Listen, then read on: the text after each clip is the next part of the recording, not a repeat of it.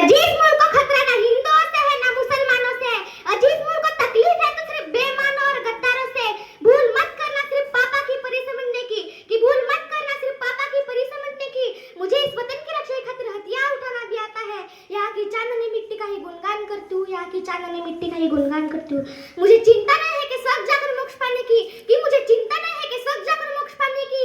बस तिरंगा हो कफन मेरा, यही अरमान रखती हूँ, यही अरमान रखती हूँ। परम सम्माननीय मुख्य अतिथि, सम्मानित शिक्षकगण और मेरे प्यारे देशवासियों, आप सभी को गणतंत्र दिवस की हार्दिक शुभकामनाएं। मैं आज लक्ष्य ने आज कुछ विचार आप सभी के साथ साझा करना चाहूंगी कि देशभक्ति एवं राष्ट्राभिमान है क्या। तो आज मुझे खुलकर बोलना है और आप सभी को समझकर सुनना है, और आप सभी को समझकर सुनना है।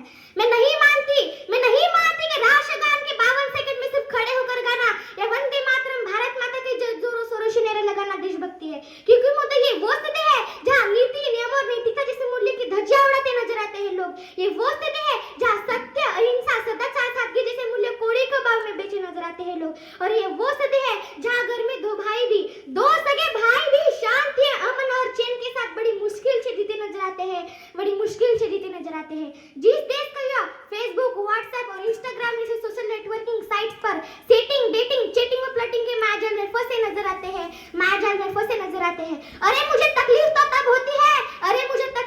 होती है, जब आज का नौजवान जिसके कंधे पे जिम्मेदारी है राष्ट्राभिमान की और देश समाज के आंसू को जोड़कर रखने की, तो वही हुआ आज मुझे पबजी गेम में डूबा और शराब की लत में भीगा नजर आता है, तो मैं युवाओं को कहना चाहूंगी कि महानिद्रा में सोने वाले लोग, अब वक्त है कि तुम जाग जाओ। इससे पहले कि तुम्हारी नींद गई, इस राष्ट्र को न ले डूबे। अजीज मुल्क को खतरा ना हिंदुओं से है ना मुसलमानों से। अजीज मुल्क को तकलीफ है तो सिर्फ बेईमानों और गद्दारों से। भूल मत करना सिर्फ पापा की परी समझने की, कि भूल मत करना सिर्फ पापा की परी समझने की।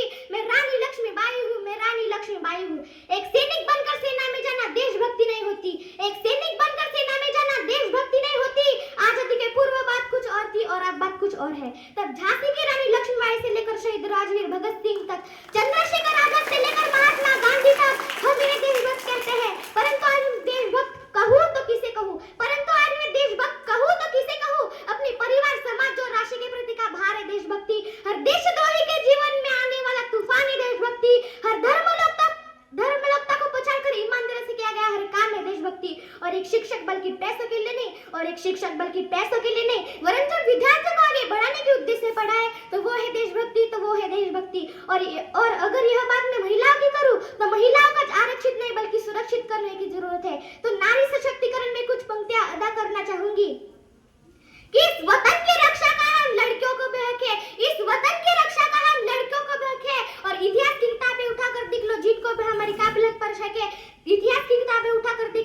भी हमारी काबिलियत पर शक है। हमारा राष्ट्रमान तब संभव होगा जब आइंस्टाइन, डॉक्टर बाबा साहब के साथ साथ गांधी, नेहरू, स्वामी विवेकानंद, सरदार भगत सिंह, सुखदेव, राजगुरु, रामप्रसाद बिस्मिल जैसे महापुरुषों की जीवनी को पढ़ाया जाएगा। हमारा राष्ट्रमान तब संभव होगा जब विद्यार्थियों के पेपर लीक न होंगे, युवाओं के भविष्य के साथ खिलवाड़ नहीं किया जाएगा। और अंत में किसी शायर की पंक्तियां और अपनी तमन्ना के साथ अपनी वाणी को विराम देते हुए कहना चाहूंगी कि काश मेरी जिंदगी में शरद की कोई शाम आए, काश मेरी जिंदगी में शरद की कोई शाम आए, काश मेरी जिंदगी मेरे वतन के काम आए, ना खौफ है मौत का, ना कि आरज़ू है जन्नत की, बस जिक्र हो शहीदों का, तो उनमें भी मेरा एक नाम आए, जो